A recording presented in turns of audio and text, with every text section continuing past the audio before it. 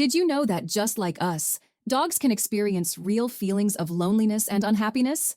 Studies suggest that up to 40% of dogs experience anxiety or depression at some point in their lives. But here's the shocking part.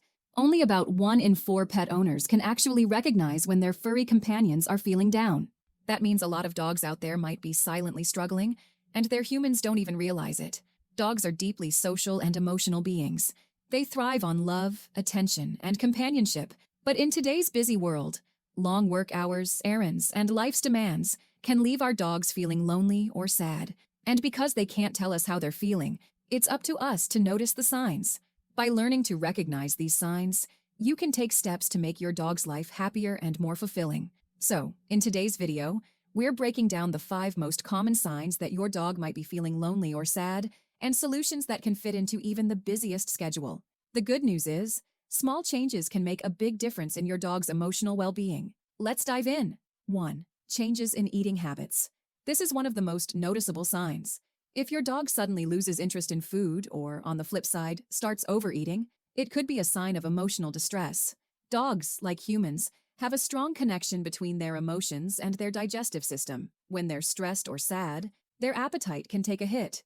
On the other hand, some dogs may turn to food for comfort, leading to overeating. Stress triggers the release of cortisol, a hormone that can suppress hunger. At the same time, loneliness can make your dog feel less motivated to eat, especially if they associate mealtime with social interaction. Try making mealtime fun by using interactive feeders or puzzle toys to turn eating into a mentally stimulating activity. Not only does this keep your dog engaged, but it also slows down their eating, which is great for digestion.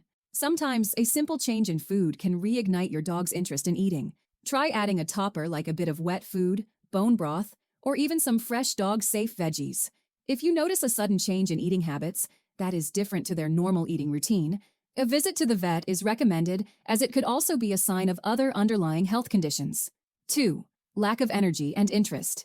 If your dog seems unusually tired, uninterested in play, or reluctant to go on walks, they might be feeling down. Dogs, like humans, rely on physical activity and mental stimulation to stay happy and healthy. When they're feeling sad or lonely, they may withdraw from things they once loved, whether it's chasing their favorite ball, playing tug, or going for walks.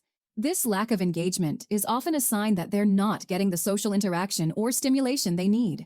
Studies have found that dogs with limited social interaction and exercise are more likely to exhibit signs of depression, including a lack of interest in activities they once enjoyed.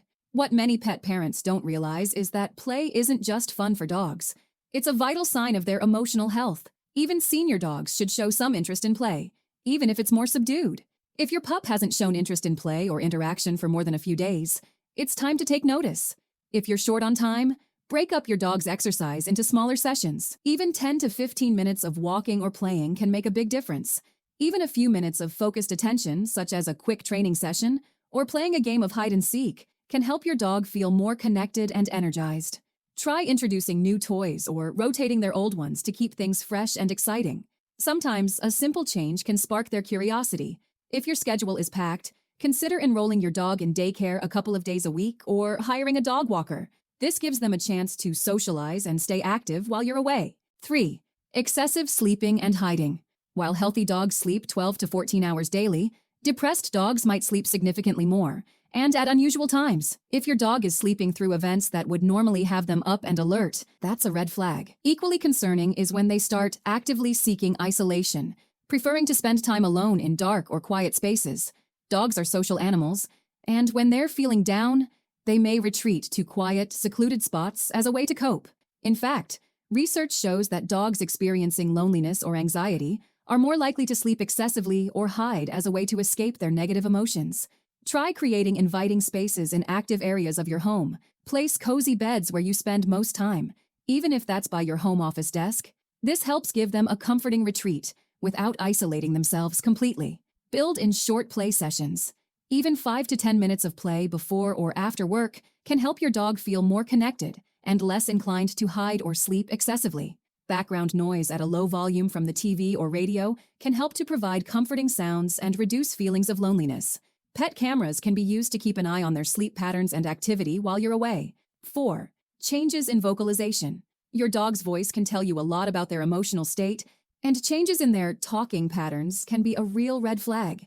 Excessive barking, whining, or howling can be a sign that your dog is feeling lonely or anxious, especially if it happens when you're not home. Dogs use vocalizations to communicate their emotions. Excessive noise can be their way of saying, "I miss you," or "I'm stressed." Studies have found that dogs vocalize more when they're separated from their owners, as a way to seek attention or express distress. And if these new vocalizations come along with any of our other signs, like changes in appetite or activity level, it's definitely time to pay attention. It's important to identify the cause of the vocalization to identify the most effective way to respond.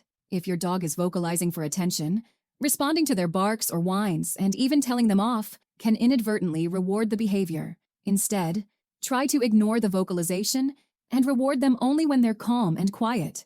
If it is due to separation anxiety, desensitization training can be a game changer. This involves gradually getting your dog used to being alone by leaving for short periods and slowly increasing the time.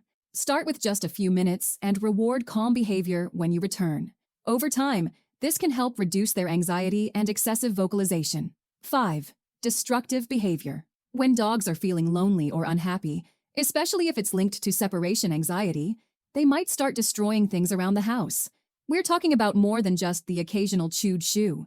This could be excessive digging, tearing up furniture, or destroying items that carry your scent. Your dog is likely trying to cope with their emotions the only way they know how. Studies show that up to 30% of dogs exhibiting signs of depression also show some form of destructive behavior, particularly when left alone.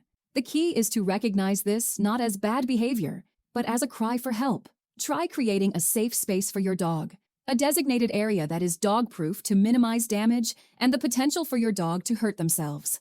Making sure that your dog gets enough physical activity and mental stimulation can help to reduce stress and boredom. Desensitization training can also help in reducing destructive behavior. And there you have it, the 5 most common signs that your dog might be feeling lonely or unhappy, along with practical tips to help them feel happier and more secure. Remember, your dog's emotional well-being matters just as much as their physical health. Every dog is unique, and what works for one might not work for another. That's where you come in. If you found a tip or trick that's helped your dog feel more loved and less lonely, we'd love to hear about it. Share your best advice or personal experiences in the comments below. Your story could be exactly what another dog parent needs to hear. Most importantly, while these solutions can help, if your dog is still showing signs, don't hesitate to consult a veterinarian. If you found this video helpful, don't forget to give it a thumbs up and share it with other dog lovers. And if you haven't already, hit that subscribe button for more pet care tips. Thanks for watching, and remember, a little love goes a long way. See you in the next video.